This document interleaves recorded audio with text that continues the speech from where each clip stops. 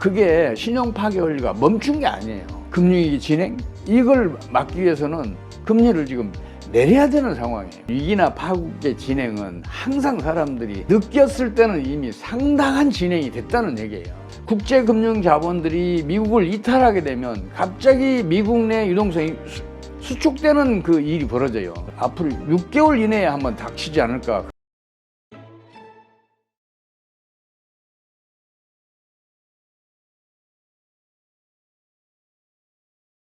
네, 오늘 모신 분은 21세기 경제학 연구소 최용식 소장님입니다. 안녕하세요. 네, 지난번에 이제 우리 가족분들도 많이 보셨을 텐데 경제 파국으로 치닫는 금융위기 책을 쓰셔서 이제 저희가 좀 모셨고요. 그때 이제 기억에 남는 게 계속해서 이제 강조하셨던 것이 미국의 이 강달러, 그러니까 자기만 살겠다고 이웃 국가들을 힘들게 하는 이 정책은 부메랑이 돼서 자기가 큰 어떤 어려움을 겪을 것이다 말씀하셨었잖아요. 근데 사실 우리가 이 위기, 금융위기가 온다고 하면은 뭐 신흥국이 됐든 중국이나 일본 같은 뭐 이런 나라가 됐든 뭐 이런 쪽 유럽이 됐든 이렇게 생각을 했는데 갑자기 미국에서 SVB 은행 파산이 딱 터지면서 불거졌단 말이죠. 그래서 많은 분들이 깜짝 놀랐는데 가장 경기가 좋다고 한 미국에서 이 SVB 이 상황 어떻게 보셨나요? 이제 실버게이트라는 조그만 캐피탈 회사가 무너지면서 연이어서 이제 그 실리콘밸리 은행, 네. 그다음에 시그니처 은행이 연달아 파산을 했어요. 네. 근데 이 파산은 연쇄적인 사건으로 봐야 돼요. 좀 이해하기 쉽게 제가 이렇게 얘기를 한번 풀어볼게요. 발생 확률이 10%인 일이 반복해서 터질 확률은 1%예요. 한 번 더 반복해서 터질 일은 0.1%예요. 근데 은행 파산이라는 것은 그게 너무 중대해서 우리가 자주 일어나는 것처럼 생각하지만 사실은 일어날 확률이 1%도 안 돼요. 근데 1%도 안 된 은행 파산이 연이어서 세 개가 터졌고 그 뒤로도 퍼스트 리퍼블릭이 유동성 위기에 빠지고 크레딧 스위스가 유동성 위기에 빠져서 UDS로 이제 합병이 되고 이런 일이 이제 연이어서 벌어졌다는 것은 무언가 필연적인 이유가 있었다는 것을 의미하거든요. 네. 이제 경제 병리학에서는 이거를 신용 파괴 원리가 이미 물밑에서 작동을 했고 그래서 세계 경제 내에 유동성이 축소되고 있었다 이걸 의미하거든요. 네. 그래서 신용 파괴 원리에 의해서 유동성이 축소된 상태에서 어디에선가 트리거가 터져야 되는데 제일 먼저 터진 게 이제 실버게이트 캐피털이죠. 이제 그 뒤로 이제 여러 은행들이 이제 연쇄적으로 파산하거나 유동성이 빠지게 되는 거죠. 네. 그런데 아무리 심각한 금융위기나 경제 파국이더라도 정책 처방이 적절하고 신속하게 취해지면 이게 또 물 위로 올라갔다가 물 밑으로 내려가네요. 이게 미국 정부가 처음에 실버게이트 사태가 터졌을 때 시스템 리스크로 갈 가능성은 없다 이런 얘기를 했잖아요. 네. 그 얘기는 시스템 리스크의 위험성이 있다는 그 반증이기도 해요. 근데 바로 이제 그 실리콘밸리 은행이 파산하고 시그니처 은행이 파산하자마자 예금 전액을 보상하겠다고 갑작스런 발표를 해요. 그렇죠. 그 바로 앞전까지는 공적 자금 투여 않겠다. 옐런 장관이 인터뷰가 나왔는데 바로 몇십 분 안 돼가지고 또 합의가 됐다. 자금 지원하겠다. 이제 이 은행의 예금 보험 공사법 미국에 따르면 이제 그 예금 전액 보장하는 것은 시스템 위기가 이미 벌어졌거나 그 위험이 현저하게 클 때만 그게 가능해요. 그러니까 미국은 제도가 좀 독특해서 내가 낸 예금에 대해서 보험을 든 사람들 처음에 나왔을 때는 여기만 구제받는 걸로 얘기됐다가 25만 달러만 그다 전액 보장한다고 발표할 수밖에 없었겠지만 그 발표하자마자 다른 은행에서의 뱅크런이 이제 물밑으로 들어간 거죠. 그래서 연쇄적인 사건이 안 터졌어요. 네. 다만 이제 신용 파괴 원리가 작동을 하고 있으니까 유동성 위기를 겪는 이제 은행들이 이제 하나하나 둘 이제 나타나기 시작한 거죠. 네. 근데 여기서 중요한 건 뭐냐면 이 세 은행의 파산이 그 금액이 3,340억 달러예요. 아, 이 자산이. 예. 그 규모는 미국 본원통화의 6%예요. 상당히 대단히 큰 큰 규모예요. 그래서 이게 신용 파괴 원리를 본격적으로 작동시키면 바로 금융위로 가야 되는데 이제 예금 전액 보장으로 이제 그 뱅크런을 막아냈고 그리고 신용 파괴 원리의 본격적인 작동을 차단을 잘했어요. 기가 막히게 잘했다고 그리고 시의적절했다고 얘기해 줄 수가 있는데 문제는 그게 신용 파괴 원리가 멈춘 게 아니에요.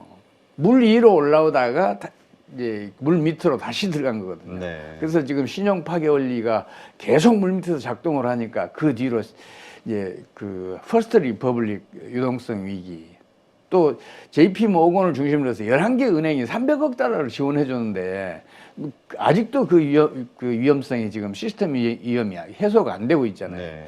그리고 크레딧 스위스 은행이 이제 합병이 됐음에도 불구하고 지금 유럽의 금융시장이 안정이 안 돼 있잖아요. 그렇죠. 이런 걸 보면 신용 파괴 원리 작동은 아직도 계속 진행 중이다. 주시해서 봐야 한다. 이렇게 제가 말씀드릴 수 있을 것 같아요. 네. 그러니까 지금 다들 걱정하는 게 이렇게 해서 이게 터졌는데 이렇게 또 수습을 했는데 또 다른 은행에서 이런 문제가 불거지면 또 같이 해결하나? 또 그 다음에 또 터지면 이거 복잡해지는 거예요. 어떻게 이 상황들이 펼쳐질지.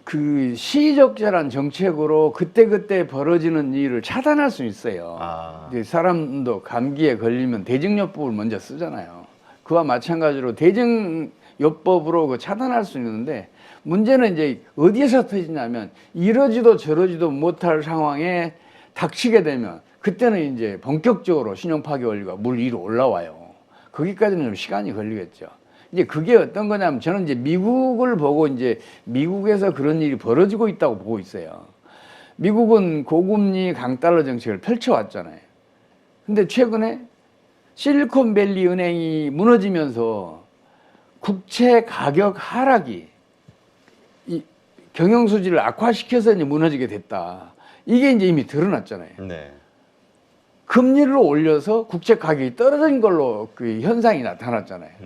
그렇다면 앞으로 금리를 더 올리게 되면 국채 가격이 더 떨어지고 그러면 금융기관들의 경영 수준은 더 악화된다. 그러면 현재의 금융위기는 어쩌면 물 위로 바로 올라와서 이제 본격적으로 진행할 것이다. 이런 판단을 할 수가 있어요.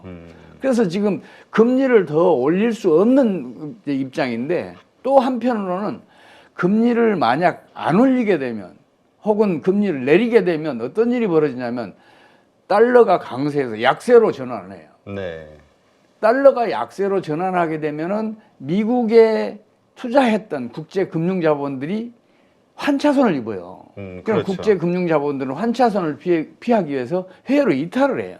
우리가 신흥국 입장에서 미국과의 금리 역전차 가지고 고민했던 지점을 또 이제 반대로 미국이 하게 됐네요. 그러니까요. 그렇습니다. 그래서 국제 금융 자본들이 미국을 이탈하게 되면 갑자기 미국 내 유동성이 수축되는 그 일이 벌어져요. 네. 그렇게 되면 미국에서 신용 파괴 원리가 수면 위로 올라와서 작동을 하기 시작해요. 지금 미국은 그런 사태를 앞으로 6개월 이내에 한번 닥치지 않을까 그런 싶은데 아주 지금 이러지도 저러지도 못하는 상황으로 지금 몰리고 있지 않느냐 저는 그렇게 보고 있어요. 그러니까 이번에 다들 지금 보고 있는 게 긴장해서 연준의 3월 FOMC가 이제 며칠 안 남았잖아요. 이번에 0.25 그러니까 25bp 인상할 것이냐 동결할 것이냐 가지고 참 말들이 많은데 오히려 동결하거나 인하하면 이게 오히려 큰 금융시장의 악재가 될 수도 있다 이런 의견들이 많더라고요.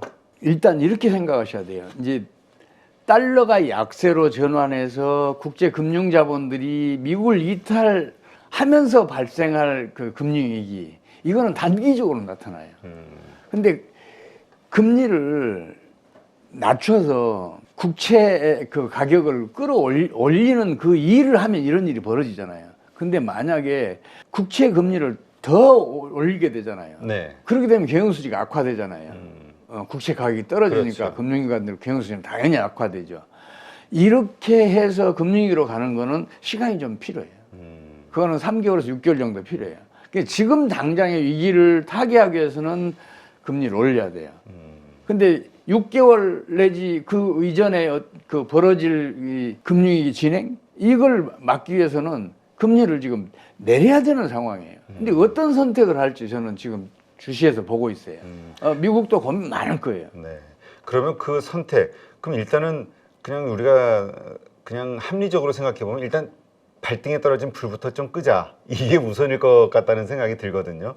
그래서 25bp 금리 인상을 했을 경우, 이번에 유럽도 22에서도 50bp 했잖아요. 그 CS 위기라든가 이런 것 때문에 설마 올릴까 했는데 과감하게 빅스텝을 했던 거. 이게 바로 말씀하신 그런 이유인 건가요? 그럼요. 그 정확하게 보셨어요. 크레딧 스위스 은행이 유동성 위기에 빠지고 그것도 그 PNB 등 이제 그 관련 은행들 그 사업적인 연관 있는 은행들도 지금 유동성 위기에 빠질 가능성이 있다는 얘기들이 많이 나오잖아요. 네. 그러면 유럽도 금융시장 전반이 지금 어렵거든요. 그 어려운 상황에서도 빅스텝을 밟았어요. 0.5%를 인상했다고요. 우리는 기준금리를. 처음에 생각했던 게 유럽 은행이 22가 자신감의 어떤 표현이라고 저희는 생각을 했었거든요. 그게 아니에요. 그건 아니에요. 22의 입장은 뭐냐면 유럽 내의 금융자본이 더 이상 미국으로 끌려가서는 안 된다. 그러면 유럽의 금융시장은 더 어려워진다. 이런 판단을 했을 거예요. 네. 그러니까 그 어려운 상황에서도 기준금리를 그렇게 0.5%나 끌어올렸을 거예요. 지금 상황이 미국도 어렵지만 유럽도 어려워요. 이러지도 저러지도 못하는 상황으로 점점 몰려가고 있어요. 그러니까 사실 미국보다도 유럽이 더 어렵다고 이제까지 저희가 계속 뉴스를 통해서 이제 인지해 왔었는데 오히려 더 과감한 정책을 썼기 때문에 좀 깜짝 놀랐었고, 근데 이거는 말씀하신 대로 단기적인 처방은 될 수 있지만 6개월 내에 터질 수 있는 뭔가가 지금 물밑에서는 파괴 원리가 작동이 되고 있다, 이렇게 보시는 건가요? 유럽도? 유럽은 진즉부터 시작했어요. 그러니까 크레딧 스위스 은행이 그 유동성 위기에 빠진 거예요. 크레딧 스위스 은행은 하나의 모범적인 사례고 하나의 트리거지 전반적인 금융 사정은 그렇게 좋지 않았어요. 그 다른 은행들도 비슷한 상황일 것이다. 그럼요. 그렇다면 이번에 그 며칠 후에 있게 되는 연준의 그 3월 FOMC 여기에서 25bp 정도가 오른다 해서 시장이 안도한다 해도 우리가 마음을 놔서는 안 되는 거군요. 일단 이걸 한번 생각을 해보세요. 며칠 전에 파월이 네. 미 상원에 불려갔잖아요. 그렇죠. 이제 그 상원은 몇 사람이 당신이 고금리 정책을 펼쳐서 일자리 200만 개를 지금 사라지게 하고 있다고 강력하게 비난을 하잖아요. 그 비난 속에도 파월은 완고한 자세를 유지를 해요. 그 얘기는 뭐겠어요? 이번에 기준금리 베이비 스텝이라도 밟겠다. 이런 의미로 저는 받아들였어요. 근데 네. 지금 지금 상황이 워낙 지금 복잡하고 어렵게 가기 때문에 금리를 동결할 수 있다고 저는 봐요. 동결할 수도 있다. 이 파월이라는 사람이 처음에 저는 판단을 잘못했다고 생각해요. 뭐냐면 미국은 지금 인플레이션 때문에 고금리 정책을 펼치는 게 아니거든요. 그렇죠. 고금리 정책이 물가를 안정시키려면 경기를 후퇴시켜야 돼요. 근데 미국 경기는 후퇴가 안 되고 있잖아요. 그러니까 계속 경기 침체 작년 하반기서부터 나왔는데 GDP는 계속 성장하고 경제는 점점 좋아지고 일자리는 점점 늘어나고. 예, 지난해 같이 어려운 여건에서도 미국은 2.1% 성장해서 다른 그 선진국에 비해서 꽤 양호한 그 실적을 기록했거든요. 그런 상황에서 물가가 물론 9.1%에서 6.1%까지 2월달, 이번은 6.0%까지 이렇게 떨어졌는데 이거는 석유 등 주요 자원 가격이 떨어진 영향이 커요. 네. 이건 고금리 때문에 떨어진 게 아니에요. 특히 파월이 이제 지난해 9.1%, 6.1% 떨어졌을 때 소비자 물가가 그렇게 급격하게 이제 내려가고 있으니까 이제는 고금리 정책을 중단할 때도 됐지 않냐는 얘기가 나왔을 때 이분이 또 다른 얘기를 해요. 문제는 서비스 물가다. 말 바꾸기를 한 거죠. 그렇죠. 소비자 물가 때문에 고금리를 정책을 펼친다 그랬는데 갑자기 서비스 물가라는 변명을 하나 들고 나온 거예요. 이 얘기는 무슨 얘기냐면 미국이 차마 밖으로 공개할 수 없는 다른 원인이 있어서 지금 물가 불안을 핑계 삼고 있다고 볼 수가 있어요. 네. 그게 뭐냐면 미국의 경상수지 적자예요. 미국의 경상수지 적자가 2020년 GDP의 2.9%에서 2021년에 3.6%로 갑자기 증가해요. 네. 그게 8천억 달러가 넘는 금액인데 이게 해외 시장에 유출된 거예요, 미국에서. 그럼 달러 가치는 당연히 떨어지잖아요. 달러 가치가 만약 떨어졌으면 미국에 투자됐던 국제 금융 자본들은 환차손을 입는단 말이에요. 그러면 미국을 이탈을 해요. 그러면 이미 당시에 그 금융위가 진행을 했을 거예요. 신용 파기 원리가 작동을 하면서. 근데 그 당시에 파월이 들고 나온 게 고금리 정책이에요. 금리를 끌어올리니까 그리고 통화 수축 효과가 나타나잖아요. 네. 달러가 강세를 보이는 거예요, 미국에서. 달러 강세를 보이면서 그 상황을 벗어나요. 고금리 달러 강세가 생기니까 미국의 고금리를 노리고 다른 나라들이 저축에 미국으로 빨려갔고 또 달러가 강세를 보이니까 환차익을 노리고 국제 금융 자본들이 미국으로 흘러들어갔어요. 그러면서 미국의 유동성이 풍부해지니까 지난해 같이 그 성장률이 호성적을 기록한 거죠. 근데 문제는 뭐냐면 그거는 미국만을 위한 정책이거든요. 네. 미국으로 국내 저축과 금융 자본이 빨려 들어간 나라들은 어떻게 됐겠냐는 얘기죠. 경상수지가 흑자인 나라들은 경기가 급격하게 하강을 했고 네. 우리나라가 그 피해를 가장 크게 봤어요. 지금 수출 데이터가 너무 안 좋더라고요. 그리고 경상수지가 만성적인 적자인 나라들은 거의 모두가 지금 외환위기에 직면해 있잖아요. 왜냐하면 그 나라에서 국제 금융 자본들이 미국으로 다 빨려 들어갔으니까 외환 보유가 고갈 직전까지 간 거죠. 네. 그래서 제가 그거를 자꾸 그 얘기를 하는 거죠. 미국의 고금리 강달러 정책은 내 이웃을 거지로 만드는 정책이다. 이거는 조만간 미국의 부메랑에 대해서 타격을 크게 줄 것이다 그랬는데 지금 그 타격이 지금 나타나고 있는 거 아닌가 싶어요. 네. 근데 한편으로는 이런 생각도 들어요. 지금 말씀하신 대로 IMF에서 구제금융을 받고 있는 나라가 지금 96개국이라고 하니까 이러한 나라들, 어려운 나라들, 그러니까 우리는 그걸 체감을 못했었지만 그 말씀하신 그 미국의 정책, 그것으로 인해서 이 96개국이 힘들어졌을 수 있는 거구나, 이렇게 이해하면 되는 건가요? 그게 틀림없는 말씀이에요. 지금 외환위기가 전 세계를 지금 범람하고 있잖아요. 그러니까 저희가 이게 아니니까 이게 한 달이 건너니까 이건 참 관심이 없었는데 96개국이라니까 상당한 96개국 좀 과장됐고요. 그래요? 이제 특히 심한 데가 아프리카 국가인데 52개 국가 중에서 한 30여 개, 그리고 중앙아시아에서 한 5개, 그리고 동남아시아에서 서너 개, 그리고 중앙아프리카하고 이제 남아프리카, 중앙아메리카하고 남아메리카 이쪽에서 한 10여 개국, 이 정도가 지금 외환위기에 직면해 있거든요. 그래서 한 60개국 가까운 나라가 아닌가 싶어요. 네, 아직 정확한 통계는 없군요. 우리는 이제 그 외환위기하고는 거리가 머니까 우리 외환보유고가 한때 4,700억 달러까지 갔어요. 네. 지금은 한 4,200억 달러 수준인데 이거는 사실은 과도한 규모거든요. 우리 이제 그 교역량을 봤을 때는 이제 너무 과도하다고 볼 수 있는데. 많이 있다. 예. 이제 그렇게 많은 외환보유고를 가지고 있으니까 우리는 외환위기를 겪을 일은 없잖아요. 외환보유고 고갈 사태는 안 벌어지잖아요. 그렇죠. 그 먼 나라 얘기니까 우리는 실감을 못 하는데 실제로 그 스리랑카니 그 레바논이니 파키스탄, 튀르키예, 헝가리 이 나라들은 물가가 지금 70~80%씩 올라가고 있잖아요. 굉장히 심각하다고요. 왜냐하면 환율이 그만큼 급등하니까 자기네들 수입하는 그 모든 제품에 대해서 가격을 더 많이 지불해야 되니까 물가가 이렇게 폭등을 한 거거든요. 네. 환율은 그렇게 무서워요. 그렇다면 말씀하신 대로 그 25P를 올리느냐, 동결하느냐, 혹은 인하하느냐, 이러한 거 가지고 그 위기의 상황을 뭐 몇 개월 연장할 수는 있지만 피할 수 없는 그 수순으로 봐야 되는 건가요? 저도 그렇게 생각하고 있습니다. 맞아요. 그렇게 갈 가능성이 굉장히 높아요. 혹시 우리가 항상 변수라는 거는 이제까지에 없었던 어떤 정책들을 통해서 또 방법을 찾는 경우들이 있잖아요. 지금으로서는 이렇게 딱히 이런 어려움을 해결할 만한 연준의 정책, 미국 정부의 정책은 없을까요?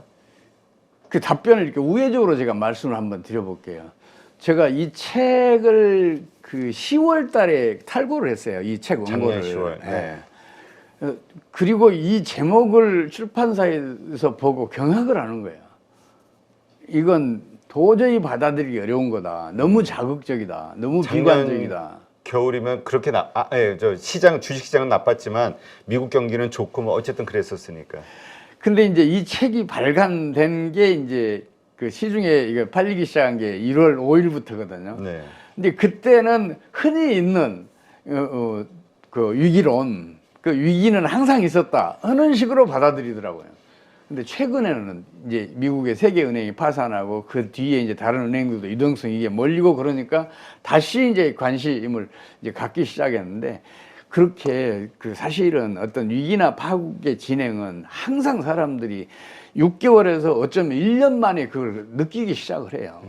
지금 이제 사람들이 느끼기 시작하고 있는 건데, 그 느꼈을 때는 이미 상당한 진행이 됐다는 얘기예요. 지금 미국의 금융위기도 우리가 생각하는 것보다 훨씬 이르게 진행을 해서 여기까지 왔다고 봐야 돼요. 그러면 그 진행하는 그 관성이 있잖아요. 네. 근데 그 관성을 차단하기가 굉장히 어려워요.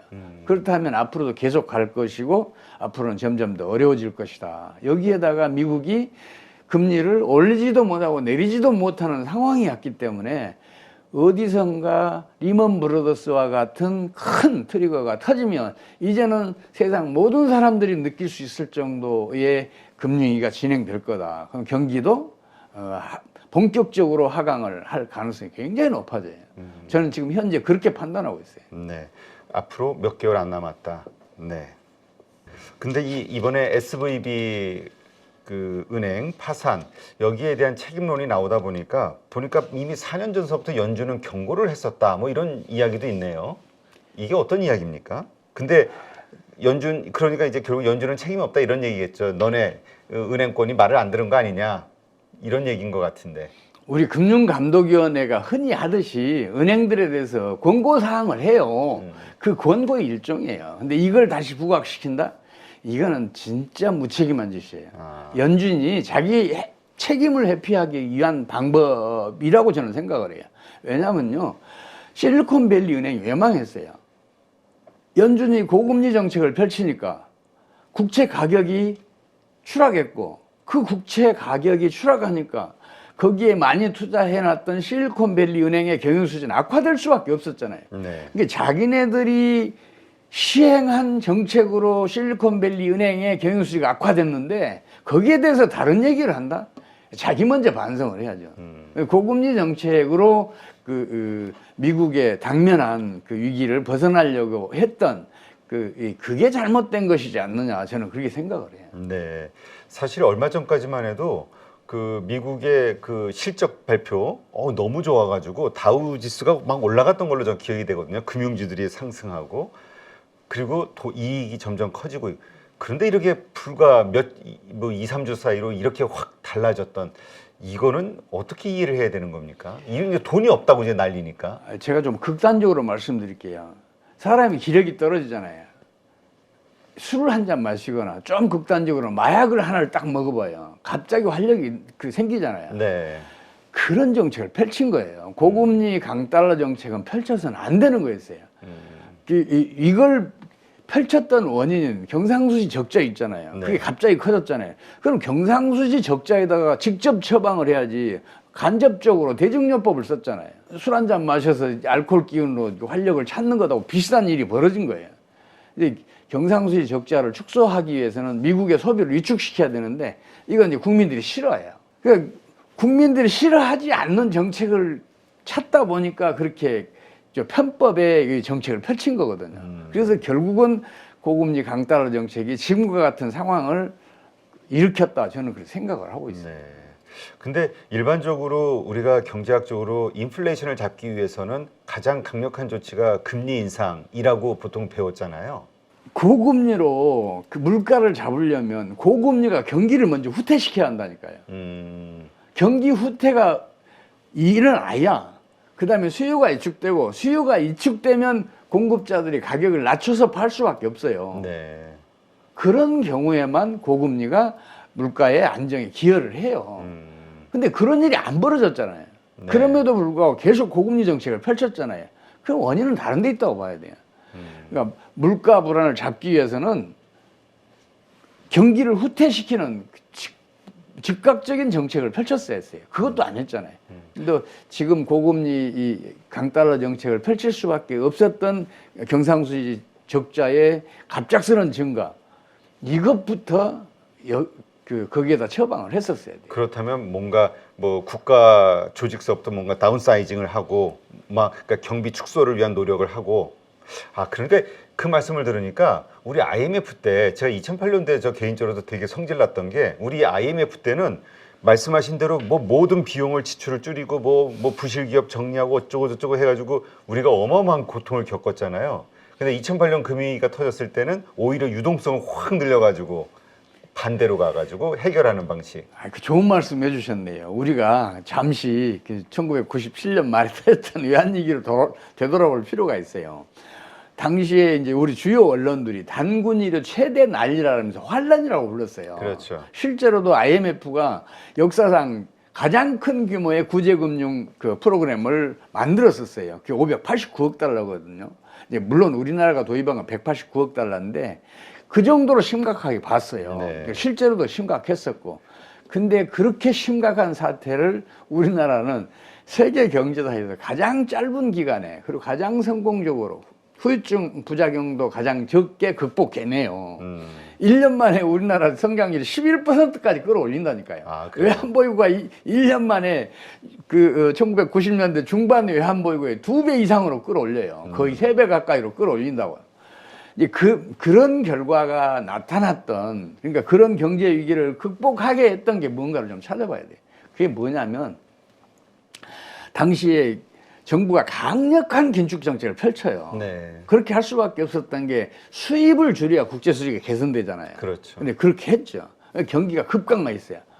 98년도 우리나라 성장률이 마이너스 5.4%인데 당시 기준으로는 7.4%예요. 마이너스 5.4% 성장을 기록하니까 무슨 일이 벌어졌냐? 금융기관 3분의 1이 사라져요. 그렇죠. 정금사 30개 중에 하나도 못 남았어요. 기업들 30대 재벌 중에서 12개가 사라져요. 공급 능력이 갑자기 이게 줄어들잖아요. 그렇죠. 소비는 그렇게 빨리 안 줄거든요. 우리는 먹고 살아야 되니까. 그렇죠. 필요한 것은 이제 소비를 해야 되니까. 수요는 조금 더 천천히 줄어드는데 공급 능력은 갑자기 줄어드니까 어떤 일이 벌어지겠어요? 당연히 수요자 시장이 생기는 거예요. 공급이 더 부족하니까 수요자가 공급자한테 찾아가는 거예요. 그러면 공급자로서는 수송비 안 들죠. 네. 재고 비용 물 필요 없죠. 또 뭐 광고비 이런 판촉 비용 필요 없죠. 이런 식으로 해서 그 경기가 갑자기 후퇴하는 과정에서도 우리 기업들의 이익이 갑자기 증가를 해요. 수요자 시장이니까. 네. 갑자기 증가하니까 기업들은 어떻게 해요? 기업이라는 건 이익을 목표로 하잖아요. 네. 이익이 늘어나니까 더 많은 생산을 해서 더 많이 팔려고 하잖아요. 그러니까 고용 늘리지, 설비 투자 늘리지. 경기가 1년 만에 그냥 당시 기준으로 11% 넘는 성장률로 급 상승을 해요. 이게 미국도 그런 정책을 펼쳤어야 했어요. 그러니까 확 강력한 긴축. 그러니까 우리 몸이 병에 걸리잖아요. 그러면 수술할 필요가 있으면 수술해야 돼요. 독한 약 먹어야 되면 먹어야 돼요. 이거 안 하잖아요. 그러면 그 사람 죽어요. 네.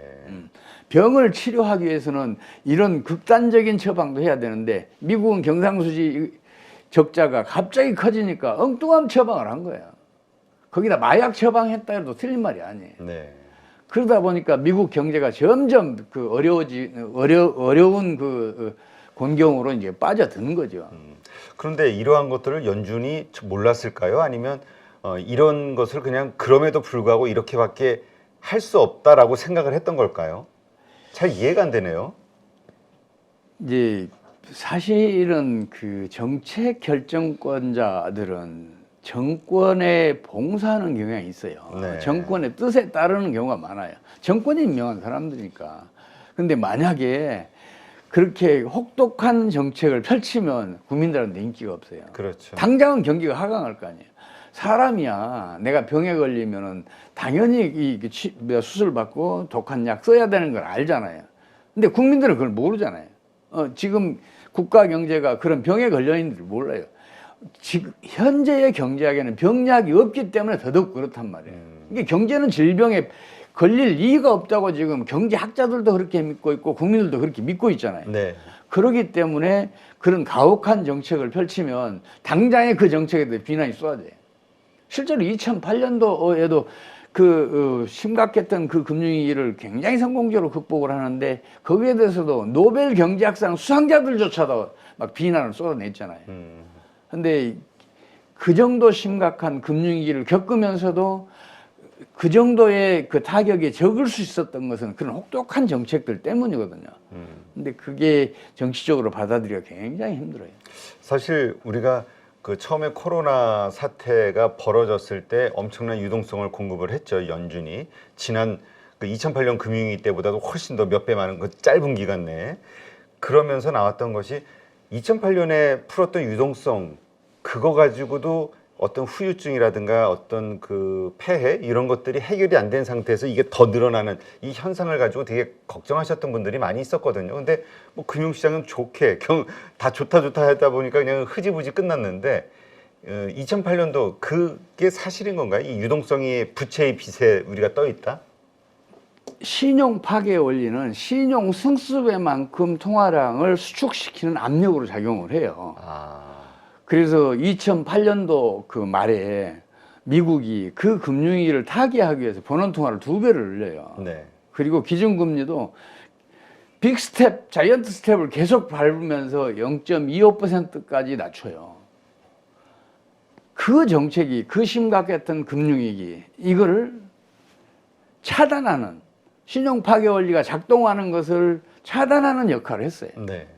이제 물론 거기에 대해서 공과를 얘기하자면 좀 얘기가 길어져요. 조금 더 빨리 그 사람들 얘기로는 그 탈출 전략을 썼어야 한다는 거예요. 이제 그 잘못은 있을지 모르지만 당시에 버는 통화를 2배나 늘린 것은 어쩔 수 없는 선택이었다. 이렇게 저는 봐요. 근데 이제 그때 풀렸던 거를 그 뒤에 차츰차츰 환수를 해야 되는데 이게 정치적으로 그 선택할 수 있는 그게 아니잖아요. 그 유동성을 환수를 하기 시작한다는 거는 결국 금융시장이 어려워진다는 얘기니까. 경기가 부진해진다. 이렇게 볼 수 있어요. 네. 아니, 국민들은 경기 호황을 반기잖아요. 그렇죠. 경기 부진해지면 그 원인이 뭐였던지가 다 싫어하잖아요. 근데 정치적으로는 그걸 받아들이기가 힘든 거죠. 그래서 2008년 이후에 그 통화량이 과도하게 이렇게 그 공급된 게 사실은 이번 그 사태의 원인일 수 있어요. 실제로 미국의 그 다우지수는 2009년대 7,000대까지 떨어졌다가 36,000까지 올라갔었잖아요. 네. 지금 이제 32,000대로 와 있는데 그건 명백한 거품이에요. 거품이 꽤 크게 부풀어 올랐다. 거품은 꺼지게 돼 있잖아요. 그렇죠. 거품이 꺼지게 되면 금융위기가 터져요. 이제 그걸 차단하기 위해서 미국이 온갖 머리를 다 쓴 게 그 결과로 나타난 게 고금리 강달러 정책인데 이건 미봉책이었죠. 오히려 내 이웃을 거지로 만드는 정책이었고 국제 공조 체제를 무너뜨렸다고 저는 봐요. 그렇다면 만약에 이 신용 파괴 원리가 이번에 터지게 된다면 어떠한 일들이 벌어지게 되나요? 일단은요, 먼저 어디에선가 또 트리거가 터질 거예요. 네. 트리거가 터지지 않더라도 미국의 금융위기는 점진적이지만 점점 악화될 거예요. 근데 그 과정에서 반드시 트리거가 터진다니까요. 근데 그게 무엇일지 어떻게 나타날지 또 어디에서 나타날지를 가늠하기가 힘들어요. 돌발적인 거라. 근데 그런 게 만약 터지잖아요. 네. 터지면 미국의 금융위기는 급속하게 진행되면서 상당히 어려운 지경에 빠지는데 그때 미국이 과연 거기에 대응할 수 있는 정책 역량을 지금 축적하고 있느냐는 거죠. 금융위기라는 것은 전염성이 굉장히 뛰어나서 어느 나라에서 금융위기가 터지잖아요. 전 세계로 전염이 돼요. 그러면 그 전염성을 차단하기 위해서는 국제 공조 체제가 확고하게 굳어져 있어야 돼요. 네. 그 가운데 적절한 정책을 신속하게 펼치면 그 금융위기를 차단할 수 있어요. 근데 문제는 뭐냐면 미국이 지금 내 이웃을 거지로 만드는 정책을 펼치니까 그 공조 체제가 이미 무너져 있잖아요. 그러니까 일단 미중 패권 전쟁, 그래서 지원 지투 국가끼리 사이도 안 좋은 데다가 뭐 지난번에도 말씀하셨지만 일본이라든가 뭐 다 뭐 좀 어려운 상황들이 빠졌으니까 국채 들고 있으면서 네. 또 최근에는 미국이 또 얄팍한 술수를 쓰는 거 아닌가 싶은 생각이 들어요. 그건 뭐냐면 6개국의 중앙은행들이 통화스와프를 7일물짜리를 하루짜리로 그 기간을 단축해서, 그러니까 매일매일 통화스와프를 할 수 있게 제도를 변경했어요. 아. 이제 그 나라들이 이제 그 미국, 또 그 EU, 유로 쓰는 EU, 그리고 캐나다, 영국, 스위스, 일본 이 6개국이에요. 근데 이 6개국이 이제 외환 보유량이 많은 나라들이에요. 그렇죠. 근데 이 나라들만으로 과연 그 금융위기에 그 전염성이 뛰어난 금융위기를 차단할 수 있느냐? 저는 아니라고 봐요. 이제 조금 그 너무 단견으로 지금 이 현재 사태에 접근하고 있는가 아니냐 하는 생각이 들어요. 하긴 이거 보니까 그때 그 언제죠? 코로나 터지고 나서 우리도 막 그 금융시장이 불안했었잖아요. 원달러 환율이 1,300원 돌파하고 막 이러다 보니까 갑자기 어느 날 그 미국에서 통화스와프 해줘가지고 또 이게 가라앉았던 생각이 드는데, 이것이 지금 6개국만이 아니라 그 외 우리나라도 포함한 뭐 이렇게 여러 국가로 이렇게 하면은 또 가능성이 있나요? 금융위기가 가라앉을 가능성? 통화스와프를 그렇게 확장하기가 쉽지 않아요. 왜냐하면 통화스와프라는 것은 미국 1달러대 그 우리 환율 그 1,300원 하는 원화 1대1로 언제든지 교환할 수 있다는 걸 의미하는데, 만약에 우리나라의 그 원화 가치가 폭락을 해봐요. 환율이 한 1,500원 가봐요. 그럼 미국은 손해고 우리나라는 이익이에요. 1,500원 주고 1달러 가져갈 수 있으니까. 근데 반대로 이제 우리나라 환율이 1,000원으로 떨어지잖아요. 그럼 우리나라가 손해예요. 이런 것 때문에 통화스와프가 그래 G20 혹은 G30 뭐 이런 뭐 주요 국가들 전반으로 확산시켜서 체결하기가 쉽지 않아요. 이익 보는 나라 있고 손해 보는 나라 있는데, 손해 보는 나라는 안 하려고 그럴 거 아니에요. 네. 예, 그래서 그런 문제가 있는데 이 통화스와프로 해결될 일이 아니라니까요. 이제 통화스와프는 미국이 지금 고금리 정책을 완화하거나 아니면 이제 베이비 스텝을 밟거나 그렇게 되면 달러가 약세로 갈 가능성이 있어서 임시 방편으로 이 통화스와프를 개편을 했다고 저는 봐요. 그러니까 달러 가치를 안정시키기 위해서 6나라들한테, 미국 빼고는 5개 국가에게 우리 협조하자. 5개 국가는 협조하죠. 네. 이 나라들은 대체적으로 그 자국의 통화 가치가 안정적인 나라들이에요. 다른 나라에 비해서. 근데 이거 갖고는 부족하다는 얘기죠. 네. 근데 G20 정도로 확장을 하게 되면 통화 가치가 안정적인 나라들이 오히려 더 적어요. 근데 만약에 말씀하신 어떤 금융위기가 터졌어요. 파괴 원리가 작동이 돼서 그렇게 되면은 그냥 문득 드는 생각은, 거기는 발권 국가니까, 저 기축 통화 국가니까 역시 또 유동성 공급 돈을 확 찍어가지고 하게 되면 또 해결이 되나 이번에? 아니면 그랬을 때도 다른 나라는 어떤 영향을 받지? 여러 가지로 안 가봤던 길이니까 궁금해지긴 해요.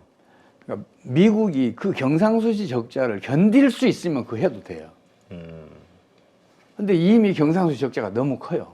미국 경제 체력이 견뎌낼 수준보다 더 많이 커졌어요. 달러가 외국으로 해외 시장에 더 많이 유출이 되면 달러 가치는 떨어지게 돼 있어요. 네. 이게 달러 가치를 안 떨어지게 할 수 있느냐가 관건인데, 경상수지 적자가 계속 증가하면 그게 어려워지잖아요. 그래서 저는 지금 23일쯤 발표할 걸로 알고 있는데, 미국의 경상수지 지난해 경상수지 적자가 GDP의 몇 %인지 여기 지금 유심히 지금 관찰하고 있어요. 그게 커졌을수록 더 위험할 수 있다. 점점 더 위험해지고, 또 지금 우리나라는 이제 매월 한 달 지나면 바로 경상수지를 발표를 하는데, 미국은 3-4개월 늦게 하더라고요. 그것도 이상해요, 제가 봤을 때는. 그래서 지금 경상수지 미국의 적자가 안 커졌기를 바라는데 커졌을 가능성이 높아요. 또 앞으로 또 미국이 이 고금리 강달러 정책을 계속 펼치잖아요. 그러면 경상수지 적자는 더 커질 수밖에 없어요. 왜냐하면 달러가 강세면 미국의 그 가격 경쟁력은 떨어지잖아요. 미국 수출품들에. 그러면 수입이 더 많아지고 그 수출은 더 줄어드는 거니까 당연히 경상수지 적자는 커진다고 저는 보는데, 물론 단기적으로는 반대 현상이 나타나긴 하는데 장기적으로는 그렇단 말이에요. 그래서 지금 미국의 경상수지 적자가 지금 관건이에요. 네, 그렇군요. 근데 한 가지 또 그 걱정도 되고 좀 궁금한 것도 되는데, 이런 생각인 거죠. 미국이 그렇게 됐을 때, 그 금융위기에 빠지고 돈의 값이 폭락이 됐을 때, 그 미국채를 잔뜩 들고 있는 외환보유고의 대부분이 우린 국채잖아요. 뭐 중국도 그렇고요, 일본도 그렇고. 이런 국채를 가진 나라들은 어떻게 되는 거지? 자산 가격이? 2008년도 그 리먼 브러더스 사태가 터진 가장 결정적인 원인은 뭐냐면요. 그 전에 베어스턴스 파산부터 또 그 인디맥 은행 파산, 또 와코비아, 워싱턴 뮤추얼 이런 은행들이 파산하면서 달러 가치가 약세로 돌아섰어요. 네. 그러니까 중국이 외환보유고로 가지고 있던 그 미 국채를 시장에 내다 팔았어요. 그러면서 금리가 급속하게 진행되거든요.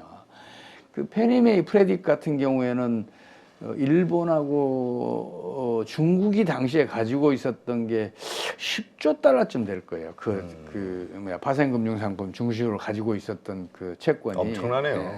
그래서 그걸 이제 풀면서 이제 그 미국의 금융시장 상황이 극단적으로 악화됐죠. 그러니까 달러가 약세되니까 미국에 투자됐던 금융 자본들이 빠져나가면서 썰물처럼 빠져나가면서 신용 파괴 원리가 본격적으로 작동을 하고 유동성 위기가 발생을 한 거죠. 그런데 그 와중에 리먼 브러더스가 파산했어요. 네. 이게 이제 리먼 브러더스 파산 다음에 리먼 브러더스가 잘못된 투자를 했다.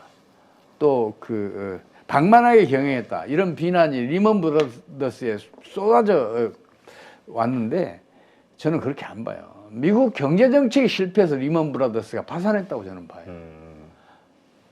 미국이 금융위기를 일으킬 정책들을 펼쳤기 때문에 리먼 브러더스는 파산했다. 실제로 리먼 브러더스는 경영학계에서는 미국 내에서 가장 양호한 경영 성적을 기록하고 있는 모범 사례로 꼽기도 했었어요. 네, 그렇군요. 그렇다면 말씀하신 미국의 그런 경제 위기가, 금융 위기가 닥쳤을 때 자본이 빠져나가고 그 미국 그 돈의 값이 떨어지고, 근데 그런 위기 상황이 되면은 우리 같은 신흥 국가들은 오히려 달러 강세가 되는 경우들이 많이 있었잖아요. 이제까지 미국이 흔들려도. 그럼 우리 어떻게 봐야 되는지 참 헷갈려요. 이번에는 좀 다를까? 아니면 이번에도 역시 미국이 그렇게 어려운 상황이 만약 터진다 하더라도 우리가 그런 세계의 여러 가지 위기 상황에 대비해서 안전자산, 달러를 보유하고 있자, 이런 얘기들을 많이 하잖아요.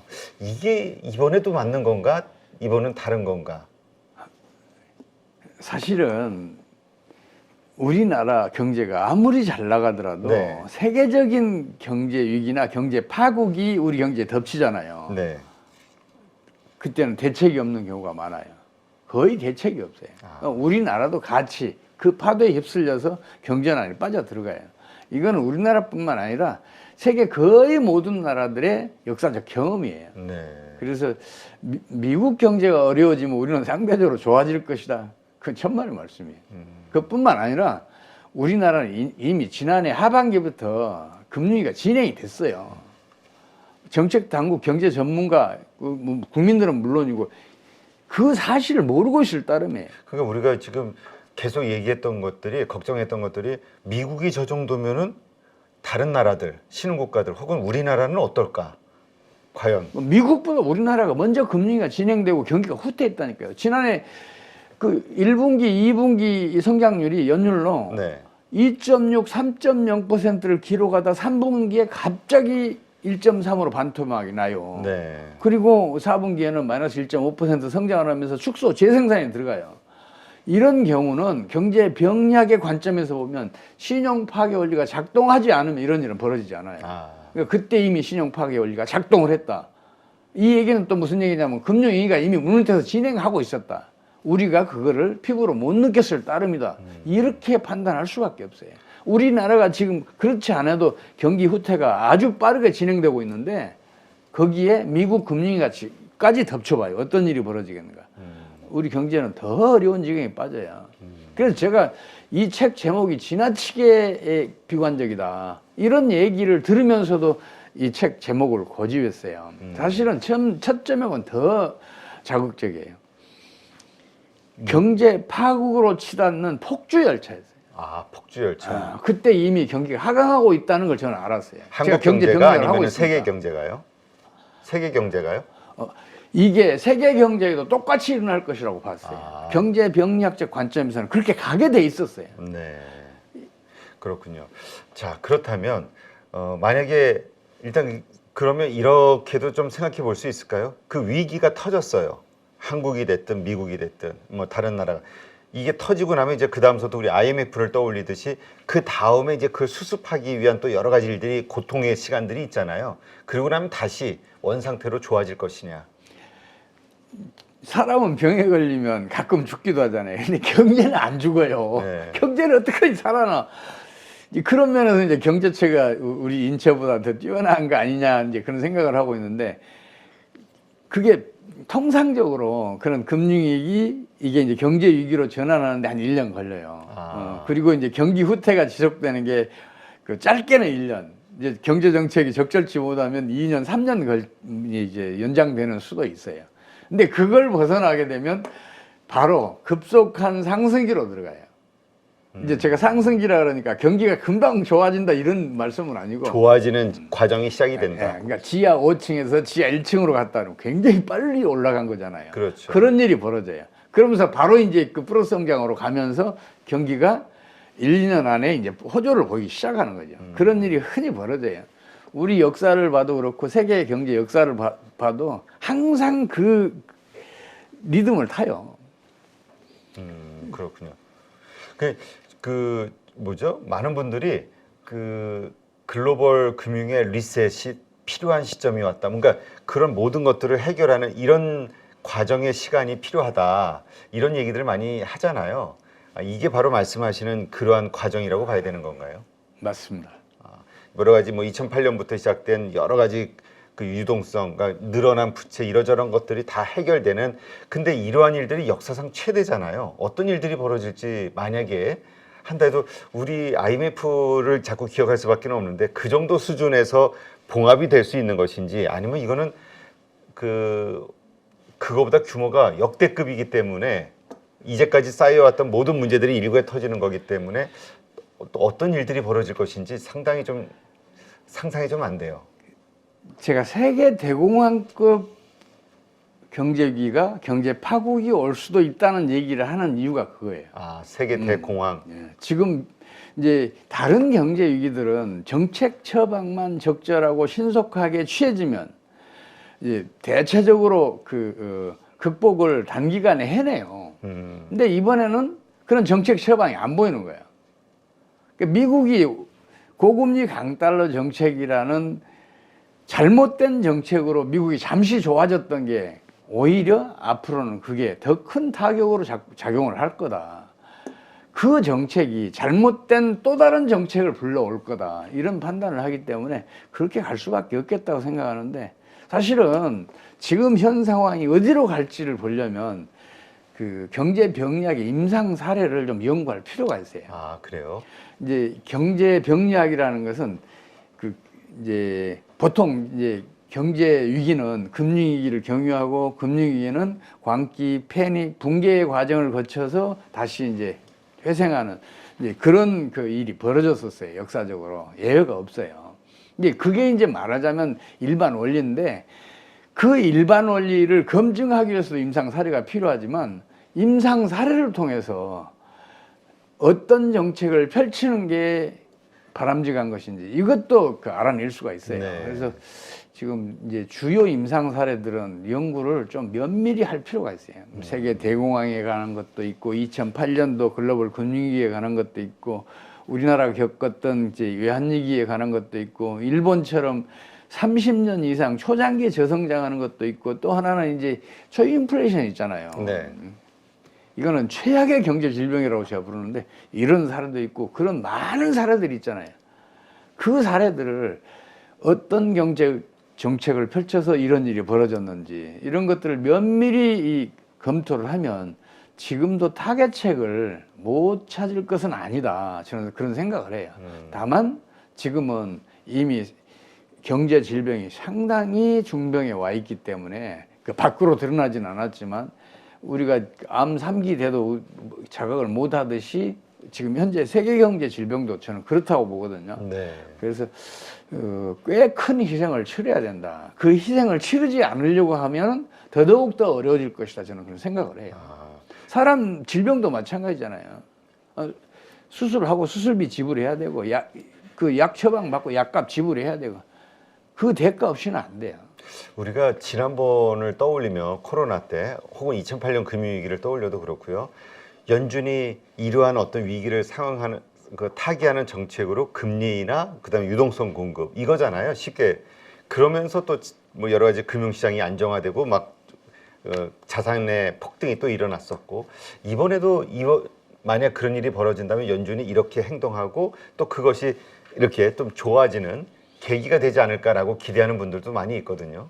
거기에는 조건이 있어요. 일단 이렇게 생각하세요. 지금 신용 파괴 원리가 작동을 했다. 신용 승수배만큼 경제 내의 유동성을 축소시키고 있다. 그럼 유동성이 축소되는 것만큼은 부어줘야 되잖아요. 그렇죠. 이건 통화 발행을 해줘야 된단 말이에요. 그래서 번원 통화를 2배 정도는 집어넣어줘야 돼요. 그래야 신용 파괴 원리가 반대로 작동을 해요. 신용 창조 원리로. 근데 신용 창조 원리가 작동을 하면 신용 승수배만큼 또 통화량을 늘리는 역할을 해요. 그렇죠. 그렇게 되면 이제 물가 폭발이 일어날 수가 있어요.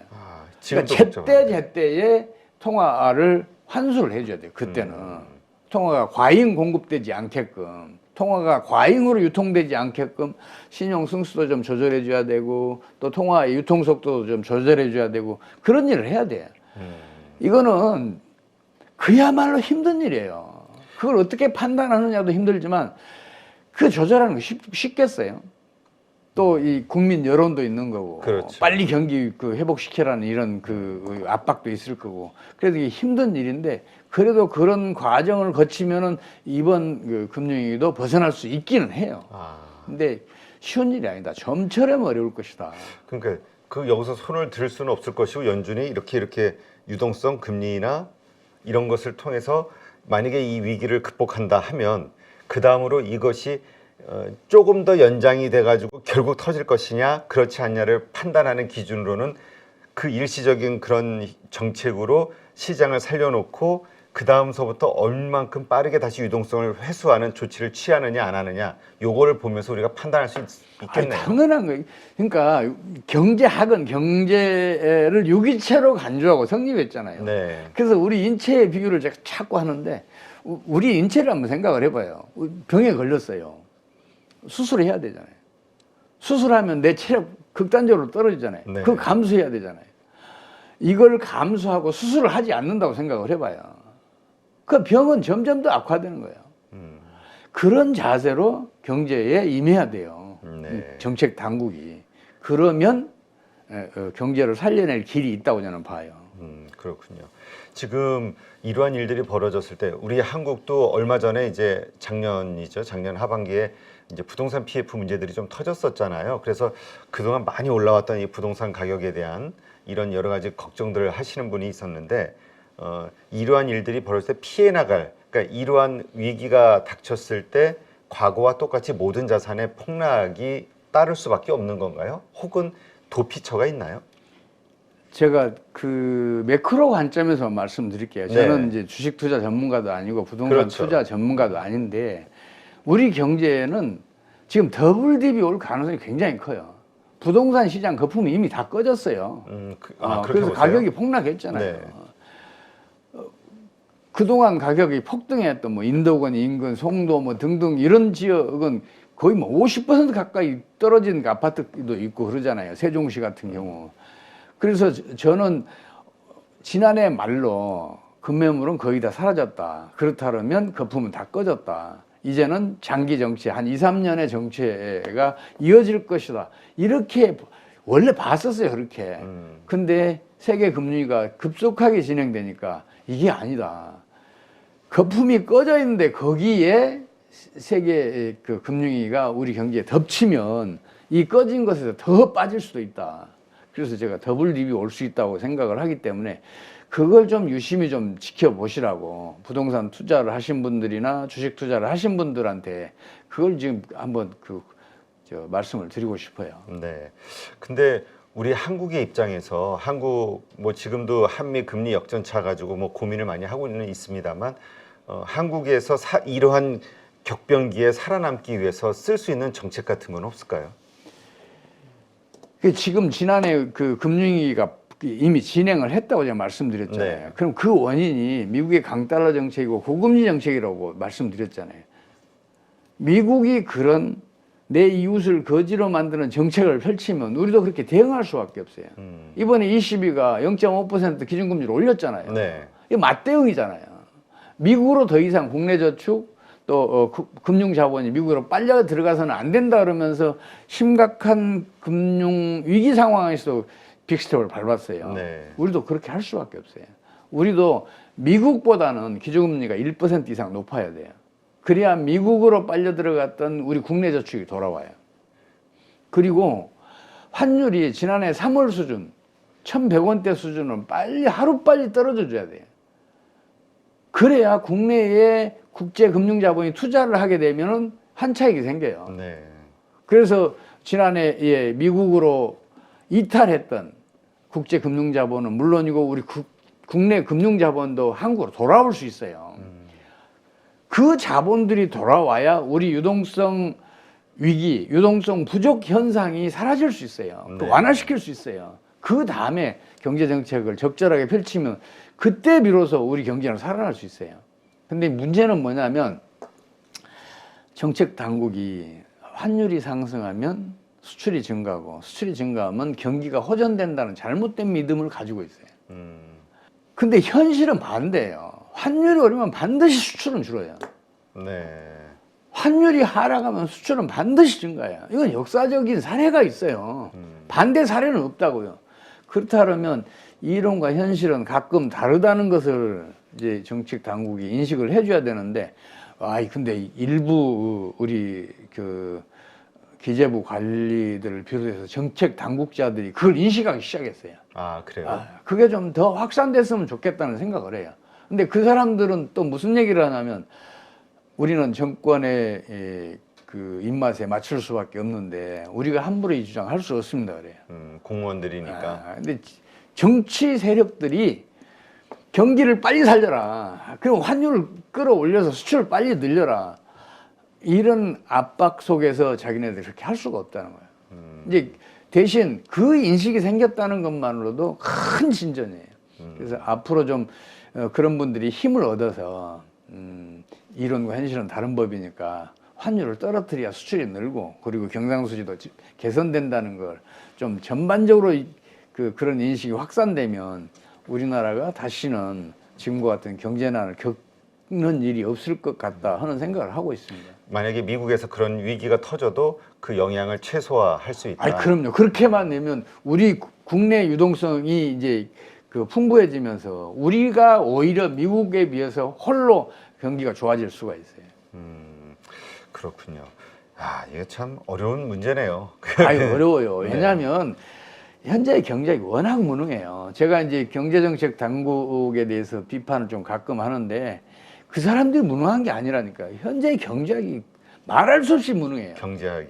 생각을 해보세요. 경제학의 주축 이론은 가격 이론이잖아요. 그 가격 이론의 전제 조건이 뭐냐면 완전 경쟁, 완벽한 정보, 신속한 균형이잖아요. 네. 이걸 가장 근접하게 충족시키는 데가 주식시장이에요.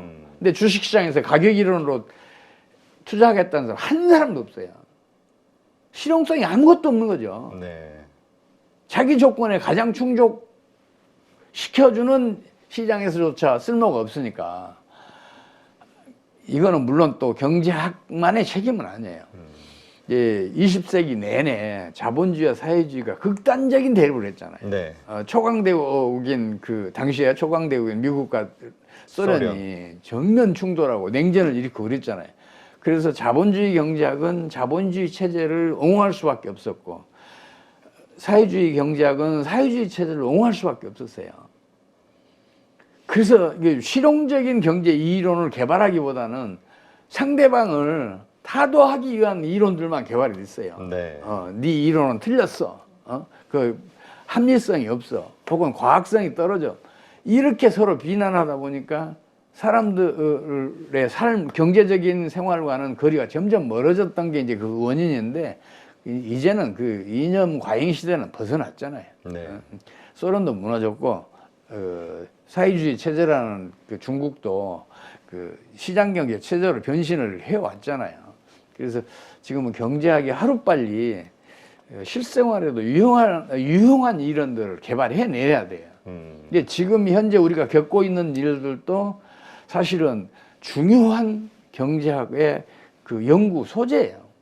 이제 그런 연구가 이루어져서 다시는 앞으로는 이런 위기가 그 벌어지지 않도록 했으면 좋겠어요. 네.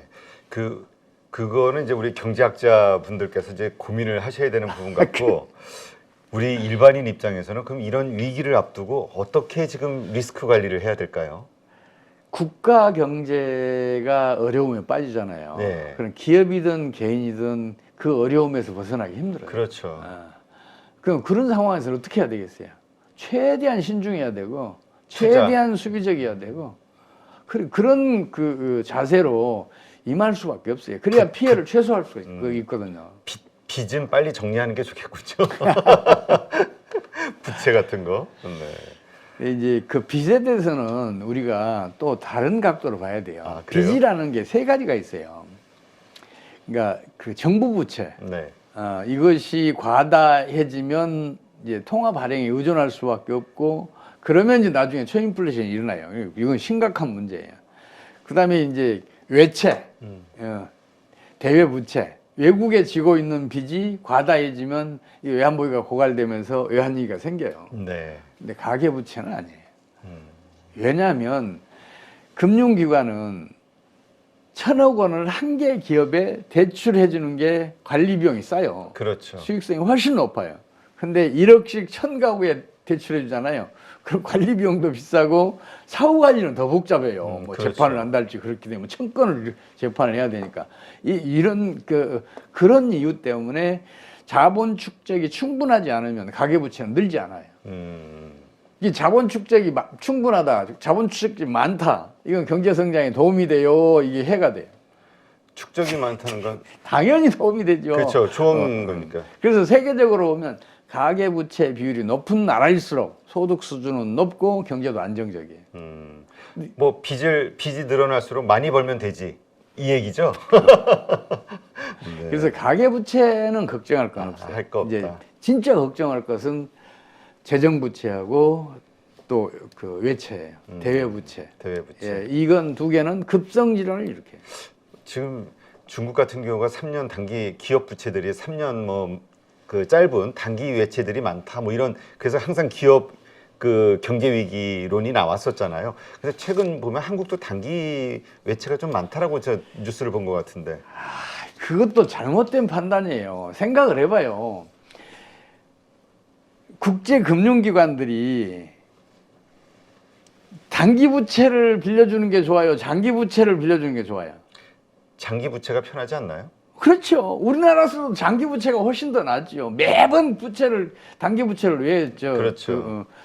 그리고 장기 부채 이자율이 더 높아요. 단기 부채보다. 그럼 단기 부채는 장기 부채에 비해서 이거 문제될 게 없어요. 근데 왜 이걸 자꾸 얘기하면서 경제 위기가 단기 부채가 많은 거에 대해서 단기 부채를 빌려주는 나라는 국제 금융기관 빌려주는 나라들은 경제가 충분히 안정적이어야 하고 소득 수준도 높아야 돼요. 그래서 상환 능력이 있어야 돼요. 그래야 단기 부채 빌려주고도 문제가 안 생기잖아요. 그렇죠. 그러니까 그러한 것들을 위험하게 볼 필요는 없다. 단기 부채는 걱정할 거 하나도 없어요. 네. 단기 부채는 이자율이 싸요. 단기 부채 그 이자율 싼 단기 부채 끌어올 수 있으면 얼마나 좋아요. 아니 그 우리가 빌려주는 입장이면 괜찮은데 빌려오는 거. 빌려오는 거 그렇잖아요. 단기 부채가 싸니까 단기 부채 빌려와야죠. 그렇죠. 이게 단기 부채는 그래서 계속 롤오버 하는 게 훨씬 낫다. 이자가 싸니까. 장기 부채 그는 20년, 30년 부채 있잖아요. 그 꽤 높아요. 보통 후진국일수록 2% 내지 3% 비싸요. 장기 부채가. 알겠습니다. 그렇게 단기 부채라도 빌려줄 수 있는 거는 우리가 신용이 있는 거고. 그럼요. 그 이자율의 차이 이게 결국은 우리에게 이익이니까. 값싼 이자를 단기 부채로 빌려줄 수 있는 나라는 그거는 잘 나가는 나라예요. 빚 갚을 능력이 충분한 나라라고요. 알겠습니다. 못 사는 나라들이 장기 부채가 많아요. 그렇군요. 그래서 그걸 역으로도 그렇게 생각해 볼 수 있겠군요. 그만큼 그 약점으로만 볼 거는 아니라고 볼 수도 있겠네요. 하여튼 경제학은 참 관점에 따라 이렇게 여러 가지 달라지기 때문에 앞으로 그러니까 하여튼 기존의 경제학하고는 조금 다르시네요.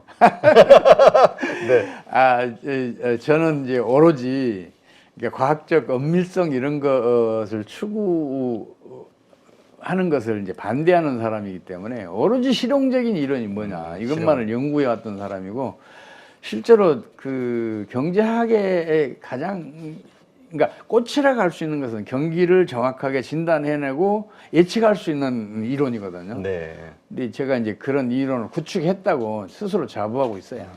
한번 종종 모시고 우리 소장님이 만드신 그 경제학 한번 많은 분들이 이해하고 또 공부할 수 있는 계기 또 만들어 보도록 하죠. 우선은 좀 경제 병약이라도 좀 받아들였으면 좋겠어요. 그리고 이 책에 나와 있는 일반인을 또 이게 쉽게 읽을 수 있는 일반 경제 원리들이 실려 있어요. 그렇다면 그분들이 이 책을 숙지를 하면 앞으로 닥칠 경제 위기도 얼마든지 그분들 스스로 예측해낼 수 있다고 저는 그렇게 판단하고 있어요. 그래서 이제 경제 병약을 우선 받아들이고 그리고 경제 위기가 발생하는 일반적인 경제 원리도 좀 이제는 좀 정확하게 좀 숙지를 해주셨으면 좋겠다 하는 생각을 가지고 있어요. 특히 정책 당국자들. 알겠습니다. 한번 또 다음에 경제 병약 한번 또 집중적으로 말씀 듣도록 한번 해보죠. 경제 파국으로 치닫는 금융위기. 책의 저자이시죠 최용식 소장님과 함께했습니다. 좋은 인사이트 고맙습니다.